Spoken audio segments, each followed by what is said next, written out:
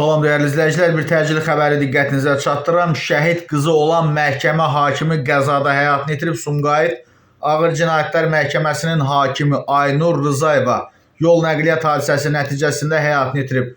Sumqayıt 24 azın məlumatına görə hadisə Novxanı Pirşağı yolunda baş verib. İlkin məlumata görə Rızayevanın olduğu Nissan markalı avtomobil digər nəqliyyat vasitəsi ilə toqquşub. Qeyd olunur ki, avtomobili mərhum hakim özü deyil, başqa bir şəxs idarə edib. Qəza nəticəsində Aynur Rızayeva ağır xəsarətlər alaraq xəstəxanaya çatdırılıb, lakin həkimlərin səylərinə baxmayaraq o tibb müəssisəsində vəfat edib. Avtomobili idarə edən sürücü isə müxtəlif dərəcəli ağır bədən xəsarətləri alıb, onun vəziyyətinin ağır olduğu bildirilir və hazırda cərrahi əməliyyat altındadır. Unikalı məlumatına görə Aynur Rızayeva şəhid övladıdır. O bu vəzifəyə 2022-ci ildə Prezident İlham Əliyevin bir sıra birinci instansiya məhkəmələri hakimlərinin təyin edilməsi haqqında sərəncamı ilə təyinat almışdı. Allah rəhmət eləsin.